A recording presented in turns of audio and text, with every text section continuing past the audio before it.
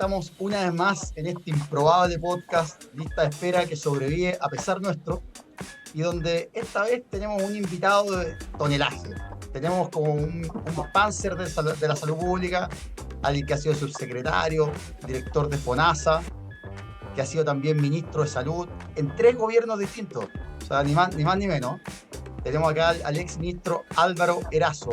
Bienvenido, Álvaro. ¿Cómo estás? Oye, un gusto, Juan Carlos y José Miguel, de poder participar y conversar con ustedes. Lo del tonelaje, tendremos que bajar de peso. No, pero de verdad, lo que están haciendo ustedes es re importante para el debate que viene en salud y, por supuesto, para esta coyuntura, pero les deseo larga vida en el trabajo. Muchas gracias, Álvaro. Oye, mira, para entrar en conversación, recientemente el gobierno acaba de presentar, cumpliendo los acuerdos que permitieron la aprobación de la ley corta, presentó un proyecto al que se había comprometido. Es un proyecto de reforma al sistema ISAPRE que, en resumidas Ujú. cuentas, para hacerlo en simple, propone 3 cosas. Uno, un plan único de salud, es decir, va a haber un solo plan para todas las ISAPRES. Las ISAPRES van a poder cobrar el precio, van a poder competir por precio, o sea, van a poder decir, mira, yo cobro esto, quizá más barato, más caro, y pone fin al mismo tiempo a las preexistencias, permitiendo movilidad entre las ISAPRES. En un asunto que es un poco polémico, no crea un fondo de compensación, es decir, no crea un mecanismo que ecualice riesgo, que permita, por ejemplo, que la ISAPRE que atiende a pacientes más enfermos reciba un porcentaje mayor de la cotización, un dinero adicional, y que las ISAPRES que atienden, por ejemplo, que seleccionaran solo a pacientes sanos, por así decirlo, reciban menos recursos. Entonces es un proyecto que ha despertado la polémica porque no le ha gustado a nadie. A algunos no le ha gustado porque dice que acaba la ISAPRES, a otros porque, como en mi caso, por ejemplo, da la impresión que yo habría puesto la prioridad en FONASA, dice el 85% del país está en FONASA, que hacemos legislando por segunda vez en menos de un año respecto a la ISAPRES, que solo atienden al 15% del país. ¿Qué te parece a ti este proyecto? ¿Cómo lo ves? ¿Soluciona esto? ¿O es simplemente un saludo a la bandera, es un proyecto para decir cumplimos, pero en verdad no tiene ninguna posibilidad de aprobarse? Mira, bueno, de un principio habían controversias de que no era la oportunidad política, digamos, porque es el último año de gobierno. Ya con eso le agrega un factor de mayor complejidad. Y por cierto, legislar sobre la ISAPRES ha sido de verdad de una complejidad muy significativa en todos los gobiernos y particularmente en algunos aspectos que siguen siendo críticos, digamos. Pero yo creo que los tribunales, el Tribunal Constitucional, la Corte Suprema, dieron un tremendo empuje, digamos, a la obligación de legislar, y eso abrió también la posibilidad de legislar un poco más allá de lo que los tribunales estaban exigiendo, vale decir, que se terminaran las preexistencias, que se terminara la discriminación por sexo y edad, vale decir, las tablas, ya que es el otro componente que acá se terminan las tablas, y yo diría esos dos componentes le agregan por así decir, un sentido de búsqueda de seguridad social a las ISAPRES, cuestión que ha sido bien complicada porque están criadas y surgieron al calor de una lógica de seguros privados en un ambiente protegido de seguridad social, vale decir, un 7% obligatorio. Entonces, han tenido esta doble condición. Entonces, tengo la impresión de que si hay un esfuerzo compartido, si se buscan los consensos, como siempre hay que buscar consenso y mayoría legislativa, creo que este proyecto va a avanzar en una buena dirección. Creo que sobre el plan básico, un plan común, digamos, porque el plan básico es plan mínimo, entonces me gusta más la idea del plan común. Eh, Creo que ya hay bastante coincidencia y ha habido discusión en todos los gobiernos y sobre eso ya existe un criterio de común denominador. Y también tengo la impresión que el rol de regulación acá está siendo bien importante a considerar. O sea, lo que estamos diciendo es que el mercado por sí solo, con libertad absoluta en salud, en materia de aseguramiento y por supuesto también en la provisión en alguna medida, pero sobre todo en seguro, no funciona si no es con reglas bastante claras. Y en ese sentido, creo que en Chile los hechos han hablado por sí mismos. O sea, hoy día FONASA estaba mirando los mayores de 65 años, ya están sobre el 94-95% de la población de mayores de 65 años, ya están en FONASA de todo Chile. Entonces, creo que las ISAPRES lamentablemente no han sabido jugar con las reglas de la seguridad social que era necesario que lo hicieran. Y bueno, pero ahora hay que ir para adelante, o sea, este proyecto está mirando hacia adelante, no hacia atrás, y en ese sentido yo lo valoro, este proyecto. Todo proyecto que entra no sale igual como fue concebido o pensado, pero creo que es un paso bien significativo. Ahora, Álvaro, Eh, pregunta, sí, ¿qué opinas tú? Porque sí, acá está el siguiente debate, que la mayoría de los sí, países desarrollados que tienen seguros sociales privados, en general han adoptado este mecanismo que se llama un fondo de compensación, que es este fondo que recibe las cotizaciones y las distribuye sí. ajustadas por riesgo del enfermo entre los seguros. Para qué es esto? Bueno, obviamente para evitar estos incentivos a que, por ejemplo, los seguros seleccionen solo a pacientes sanos o jóvenes. ¿Ya? Ahora, dicen, y me contaron por ahí, que en el gobierno hay como dos almas, ¿no? Una que dice, mira, si aprobamos la ley reforma con un fondo único, en el fondo lo que estamos haciendo es institucionalizando a las ISAPRES y estamos con de alguna forma institucionalizando este sistema de seguros privados que, entre comillas, compiten con FONASA. Entonces, de ahí que el gobierno habría optado por esta opción un poco más compleja, que sería esta opción del reaseguro, que para que lo entiendan las personas es decir esto, es decir, mira, evidentemente las ISAPRES van a tener la posibilidad en este nuevo proyecto de que quizá las personas que elijan la ISAPRES sean a veces particularmente riesgosas. ¿Por qué? Por lo que se llama selección adversa, ¿no? O sea, al fondo esta idea de que si yo sé, si yo estoy muy enfermo y me dicen, mira, este precio me aseguran sí o sí, y el plan me dura para siempre, voy a estar incentivado a contratar ese seguro y podría ser que las ISAPRES terminen, por ejemplo, recaudando menos de lo que gastan. Entonces ahí surge esta idea de decir, mira, ¿sabes qué? Creemos un reaseguro, es decir, que en caso de que tengan que gastar más, eso esté asegurado, que es algo que se usa en las compañías de seguro, pero que es algo bien curioso usar en salud y en particular en la seguridad social. ¿Qué opinas de este mecanismo? ¿Te parece que es como ya torcer demasiado la... O sea, yo siento que a veces es como que, mira, como no nos podemos poner de acuerdo en hacia dónde queremos llegar, tenemos que empezar a buscar esta forma un poco retorcida de hacer algo que quizás de otra forma sería mucho más simple. ¿Cómo lo ves Bueno, tú? sí, mira, una historia en 2 minutos. Cuando fue la ley durante el periodo del presidente Lago, yo estuve como director de FONASA todo el periodo, los 6 años, en la gestión de FONASA.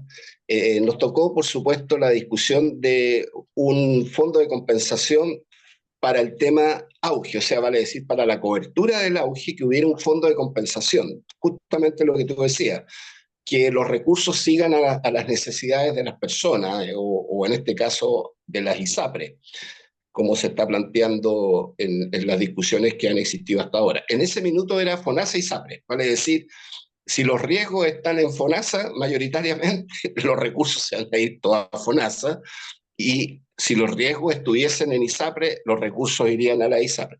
No hubo caso, no hubo posibilidad, porque, como decía Nicanor Parra, la izquierda y la derecha unida acá no son vencidos, porque por una parte los de izquierda decían, bueno, ¿y qué pasa si los recursos siguen a la ISAPRE o los riesgos están allá? Entonces van a seguir esos recursos a donde están los fondos de ISAPRES. O las personas con ISAPRE necesitan recursos, y viceversa. Claramente en Chile hay una selección de riesgos brutal.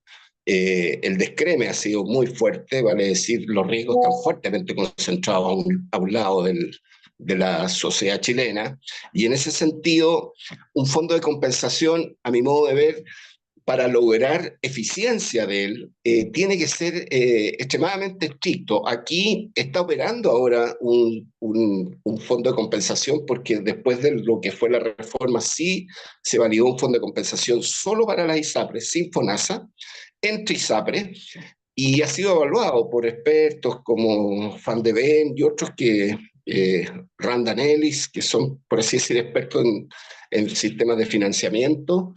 La superintendencia los invitó, los convocó, y la evaluación ha sido bien precaria, por así decir, en sus resultados. O sea, no mueve mucho la aguja, como se dice, este fondo de compensación.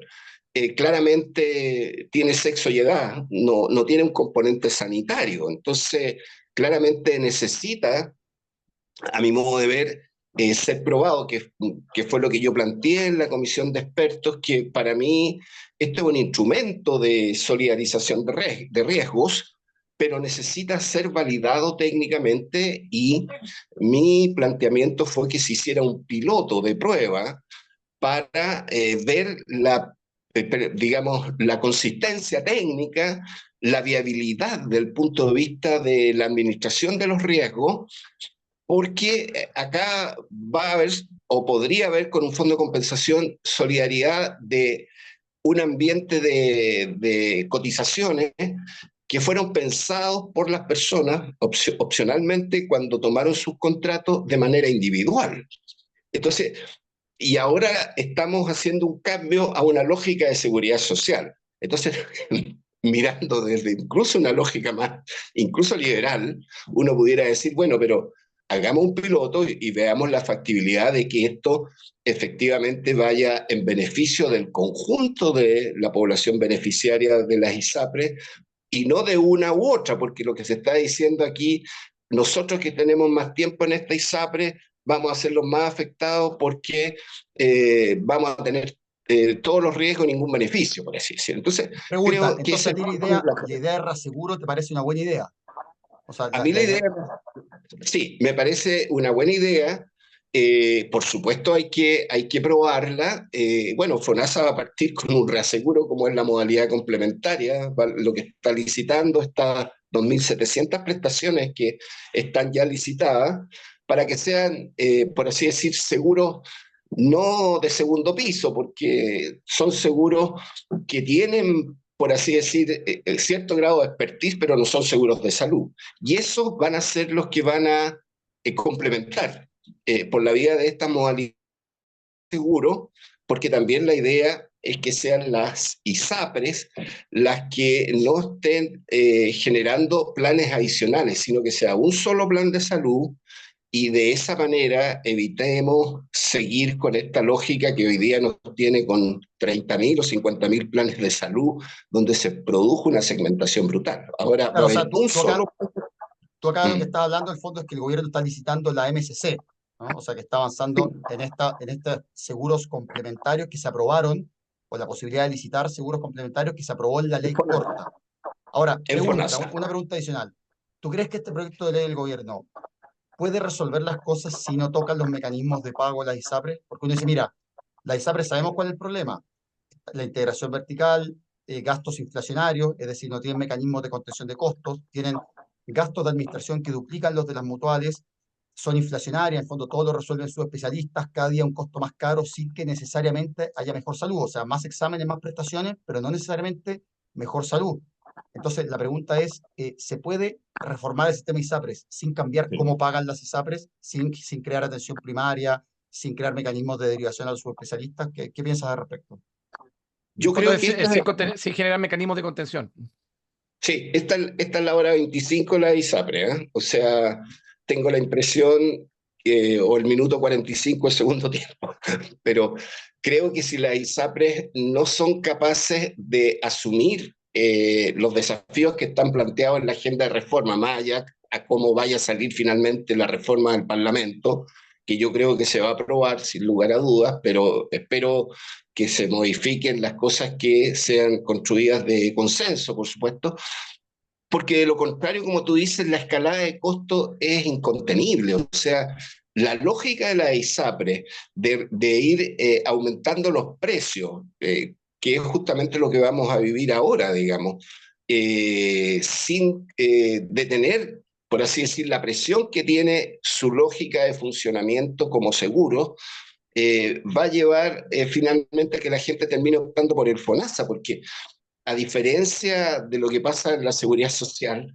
aquí, a diferencia de lo que pasa con la AFP, aquí la gran AFP es el FONASA. Entonces, en el otro lado la gente no tiene dónde elegir y tienen que modificar sus AFP. En el caso de salud, FONASA tiene que mejorar sin lugar a dudas. FONASA tiene que dar un salto cualitativo mucho mayor. La MSC va en esa dirección, pero si la ISAPRES no meten mecanismos de GRD, establecen una lógica de cobertura más preventiva en sus planes, o sea, no se ponen a la altura del siglo XXI, yo creo que van a caer en una lógica de fee for service que los puede finalmente opacar desde el punto de vista de la eficiencia y no ser una buena opción, entre comillas, para el mundo donde se mueve la ISAPRE, que es el mundo financiero.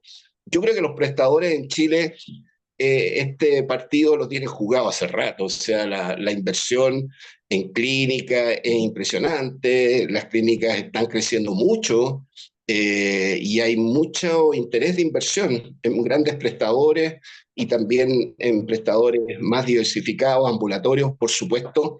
La lógica tiene que cambiar. O sea, la lógica del fee for service, a mi modo de ver, a todos nos lleva a una escalada incontrolable de precios y hay que ser mucho más eficiente y más eficaz, exigir resultados, en definitiva, que es lo que uno quiere cuando va al médico. No solo, como tú decías, una escalada de exámenes. Oye, y Porque, Sí, claro, perdón, pero Juan Carlos lo ha explicado, digamos, varias veces, que finalmente este modelo de negocio que funcionó tan bien en los 90, en los 2000, ¿no es cierto? Como los Jaguares de Sudamérica funcionó, porque esa es la verdad. Profesor Erazo lo decía al principio, fue muy difícil, ¿no es cierto?, enfrentarse a la ISAPRE en su momento, durante los años, ¿no es cierto?, que tuvo la concertación. sí. Y finalmente fue por eso, porque los millones de dólares, el negocio funcionaba y el negocio daba. Y modificar un negocio que estaba con esos niveles de ganancia, digamos, era muy difícil. El problema ahora, que ya lo hemos comentado largamente en este podcast, es que estamos en la otra cara de la moneda, ¿no es cierto? Claro, exacto. Y yo creo que a diferencia de otras modalidades, justamente este partido se juega finalmente en las prestaciones, en lo que tú recibes finalmente, en la postventa, como dicen los analistas de mercado. Y finalmente, cuando ya siendo adulto mayor, enfermo crónico, no tienes posibilidades, te encarece, bueno, todo lo que nosotros conocemos de selecciones de riesgo, la gente empezó a mirar para el lado, empezó a haber un FONASA que empezó a empoderarse en los segmentos medios y hoy día sacó las garras. O sea, hoy día, antes lo miraban, yo me acuerdo bien, cuando uno tenía que ir a negociar los convenios con prestadores y siempre FONASA era mirado con bajo perfil, hoy día ha ido logrando un posicionamiento, pero hay que decirlo también, con soluciones de mercado. O sea, FONASA no sería lo que es si no hubiese hecho una combinación de su mixtura que trae desde sus orígenes, digamos. O sea, la libre elección y la modalidad institucional expresan lo que fue el seguro obrero y la medicina que se llamó Cervena. O sea, Tam- ahí consideran y las capas medias dijeron en un minuto, ¿sabe qué? Déjenos esta modalidad como fue Cervena y después la libre elección. Y hoy día la libre elección sigue creciendo en términos de afiliados y por supuesto FONASA también tiene los carentes de recursos en su cobertura. Entonces, creo que las ISAPRES tienen que dar un salto cualitativo. Y si no lo pueden hacer, deben buscar una alternativa como son los seguros complementarios. Pero hoy día el tema está en esta discusión de ley que yo creo tiene que dar estabilidad a la población. Porque a mí me llama la atención también, es cierto, todos decimos hay que darle estabilidad a las ISAPRES, pero si aquí la estabilidad hay que hacerla a los usuarios. O sea, la primera responsabilidad en materia de salud es darle estabilidad, confianza, certeza a la población que está afiliada a la seguridad social. Y FONASA responsabilidad del Estado y la ISAPRE es responsabilidad de los grupos económicos que tienen las ISAPRE.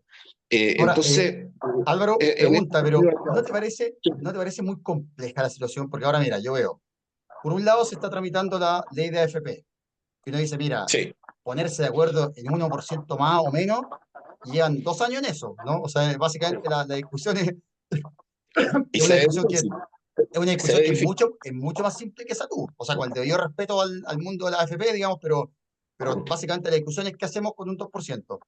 Al mismo tiempo Así tenemos es. la discusión con nombrar jueces de la Corte Suprema y destituir jueces de la Corte Suprema, y al mismo tiempo la ley de presupuesto, y al mismo tiempo elecciones. O sea, yo no sé, pero mira, yo creo que un ministro de Sí, salud que logre aprobar una reforma en este contexto político, yo creo que es un probable, mago. No sé cómo lo ves tú, pero yo sinceramente veo cero sí, posibilidad que esta ley se apruebe de aquí a en este y gobierno. resolver la lista de espera. ¿Cómo? Y resolver las listas de espera que... ¿ah? Además, Claro, no, yo creo que el escenario es complejo. ¿Ah? Es complejo y con estas variables de las últimas semanas se ve más complejo y agregaría otro factor más. Del punto de vista de las proyecciones del crecimiento del gasto y particularmente del punto de vista de los estabilizadores económicos que tenemos como metas macroestructurales, macroeconómicas, más complejo aún, porque aquí no nos podemos salir de las reglas del déficit fiscal. Entonces, es bien acotado el margen. Yo tengo la impresión que no quiero desahuciarlo, pero por eso que es bueno pensar bien esta reforma. Hay que decirlo también que había un compromiso inicial, pero que lo de la Corte Suprema estalló en la cara. ¿Ah? Los mandatos de la Corte respecto a lo que hizo en relación a la ISAPRE. Pero sí, los grados de incertidumbre son altos y yo espero, digamos, que podamos avanzar. Yo me acuerdo bien, fíjate, Juan Carlos, lo que nos pasó con la ley de derechos, cuando estaba dentro del paquete de los proyectos de ley de la reforma del auge, todos decíamos, oye, la ley de derechos va a ser súper fácil porque esta cuestión es más enunciado y voluntades. Duró 4 años la discusión para que saliera la ley de derechos, que hoy día la vemos reflejada en los cartelitos que están la Carta de Derechos en todos los centros asistenciales, que es una gran cosa. Pero sí, yo creo que tenemos que ser súper estrictos en asumir que esto no va a ser fácil, pero tampoco es bueno ponerle piedra en el camino y tampoco es bueno enredar y ponerse tosudo desde el punto de vista, entre comillas, ideológico y no avanzar en las cosas que la gente demanda más, sobre todo el tema de las preexistencias. Yo creo que es una tremenda oportunidad ahora y del plan básico también, y el término de lo que es la declaración de salud. El tema va a surgir el fondo de compensación. ¿Cómo lo hacemos ahí? Yo creo que tenemos que ponernos de acuerdo. oye Álvaro, y pregunta, una pregunta más polémica acá, José Miguel, me voy a poner polémico. Previo a esto hubo una comisión de 10 Sí, expertos, transversal, izquierda y derecha, o más o menos transversal, y que hizo sí, propuestas, en el fondo fue convocada por el Senado, e hizo propuestas que se la entregó a la ministra de una reforma integral al sistema de salud. Hubo una sola persona que se salió de la comisión y que no firmó el acuerdo final, y esa persona la tenemos acá, don Álvaro Erazo. claro. Mira, no, Cuenta. no, no fue fácil, ¿eh? Bueno, como siempre uno dice estas cosas, no fue fácil porque se hizo un trabajo concienzudo, todos nos dedicamos harto. Yo nunca he tenido prejuicios, trabajé en el Consejo COVID, convocado por el expresidente Piñera y con Jimena Aguilera, que los coordinó, y siempre yo creo que el bien de Chile, cuando uno lo enuncia así, a muchos yo no les creo, pero uno tiene que probarlo con uno mismo, y hubo cosas que a mí no me gustaron. Creo que la regla del juego inicial era que tenían que quedar las dos alternativas, vale decir, seguro universal con seguros complementarios y los multiseguros, las dos opciones, así lo habíamos convenido, enunciados, ¿ya? En el texto final algo de esto queda, pero eso también nos obligaba a no avanzar en una serie de mecanismos o instrumentos en una dirección u otra.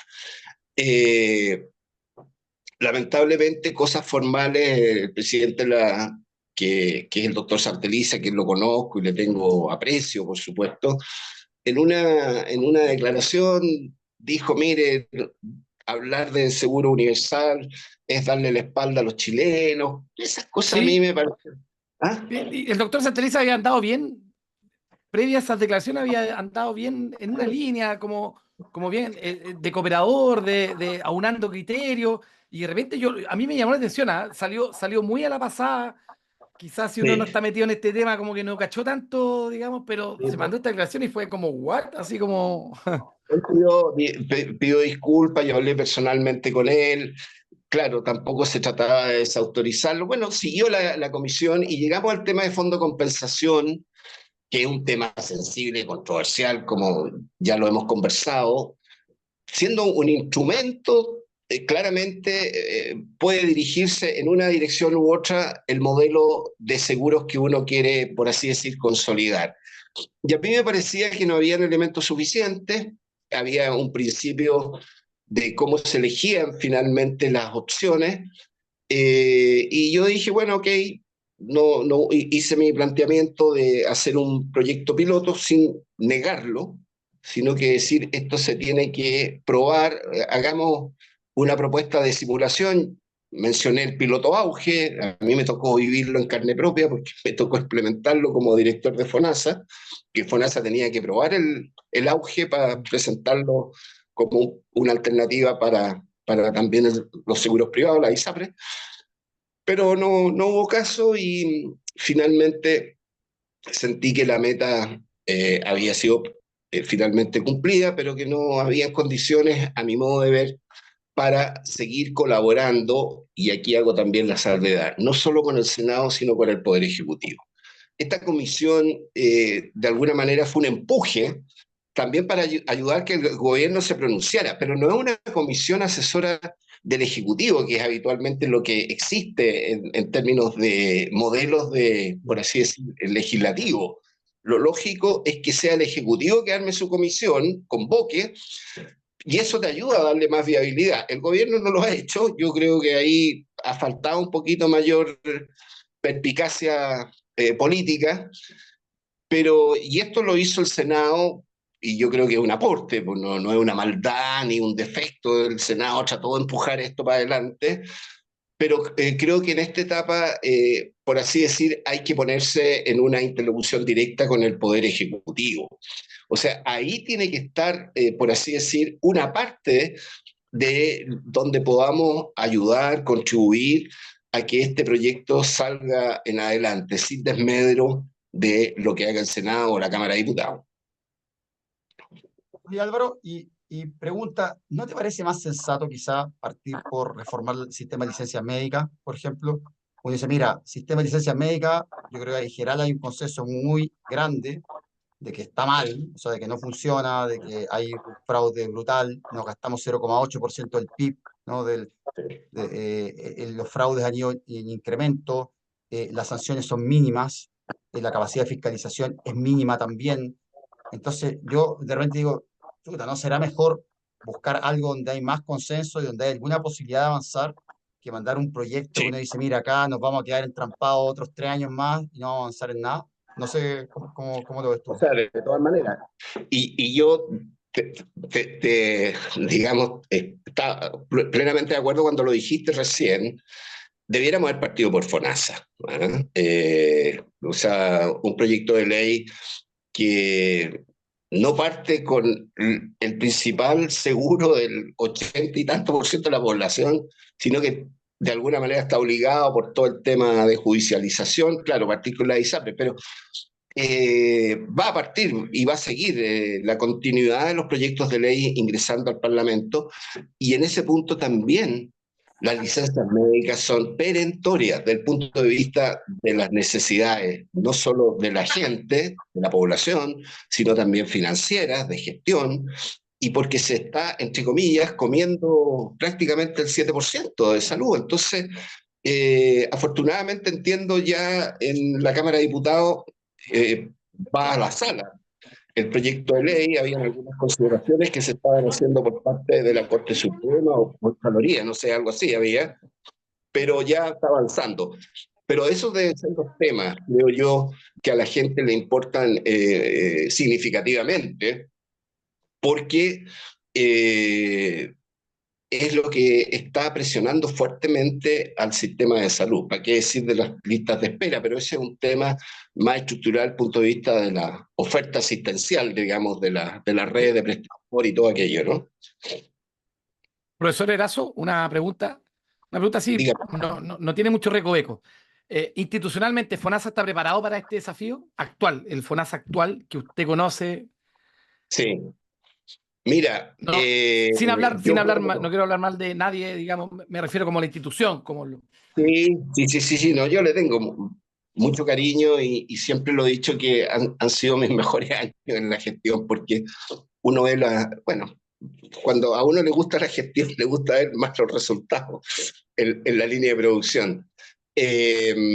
Creo, fíjate, que necesito un empuje, básicamente porque tanto desde el punto de vista de las plataformas tecnológicas, que igual han estado funcionando bien si uno las compara con las del Ministerio de Salud, o sea, lo que fue la plataforma del auge que tuvo hartos problemas, el famoso SIGES, hoy día opera mucho mejor, indudablemente, pero fue un esfuerzo significativo. Pero necesita más redes de distribución, más sucursales, más canales de contacto, en fin, o sea, con el mismo cantidad de personal, yo te diría, no basta. Y del punto de vista de los recursos, creo que tampoco basta. Y lo que hay que poner en discusión si con el 7% no alcanza, digamos. ¿Ah? Hay que discutirlo y cómo hacer más eficiente la gestión. O sea, si FONASA se empodera y golpea la mesa con los prestadores y eso no le toca el alma o la sensibilidad al Ministerio de Salud que se siente pasado a llevar, vale decir, se conjuga el rol asegurador con el rol de rectoría del ministerio, yo creo que estaríamos dando un paso sustantivo. La experiencia del COVID yo creo que a todos nos marcó. Siempre se menciona y creo que ahí todos los actores jugaron un rol, pero era una emergencia. Hay que hacerlo justamente, jugar a FONASA con mayores atribuciones y particularmente con mayor capacidad de recursos humanos, y que sea capaz de pararse frente a los prestadores y no voy a decir golpear la mesa, pero exigirle mayor resultado. O sea, a mí me parece el colmo que se pierdan las listas de espera, o sea, los listados, de que no se cumplan los compromisos de gestión y todo siga como que no ha pasado nada. Entonces, claramente necesitamos una gestión mucho más eh, de mayor exigencia del punto de vista de la articulación de las redes y de la provisión con resultados concretos. Eso FONASA puede contribuir y para qué decir, el ministerio también tiene que estar preparado para eso. Me Y parece que para FONASA debería ser más un órgano más colegiado, porque uno realmente dice, es mucho poder en una sola persona, ¿no? ¿O no? Sí, yo comparto eso. FONASA debiera tener una figura mucho más institucionalizada. La figura corporativa que tenga, hay que buscar los mejores modelos, o sea, el modelo de administración que tiene el Banco Estado, el que tiene Codelco, u otro, pero es mucho mejor tener una entidad colegiada, a mi modo de ver, sobre todo por la envergadura y la magnitud que tiene. Yo creo que no hay ningún seguro, bueno, en América Latina para qué decir, pero de la magnitud de los recursos que administra, necesita tener un organismo más colegiado y, por supuesto, a mi modo de ver, más tecnificado, con un tremendo capital que tiene humano. Hay que darle también, entre comillas, mayores beneficios y capacitación. Bueno, todo lo que todos Y nosotros quizá, y sabemos. quizá de pasadita tocar la alta dirección pública, ¿no? Porque hoy en día, al final, el director de FONASA, con todo el respeto que no merece el director actual, pero al final termina siendo siempre el presidente, termina nombrando a dedo Sí, usando estas como balas de plata que tiene de 12 cargos o que puede elegir a sea, dedo. Y yo creo que eso sí. tampoco contribuye mucho a darle como a la institucionalidad. Creo que Sí. creo que ayudaría mucho que efectivamente pudiera venir alguien fuera del mundo político y efectivamente pudiera postular al cargo y, y ser más Te estáis técnico. candidateando, te estáis candidateando. No, no No, puede ser no, así. para Oye, nada. no seáis así, po, hombre.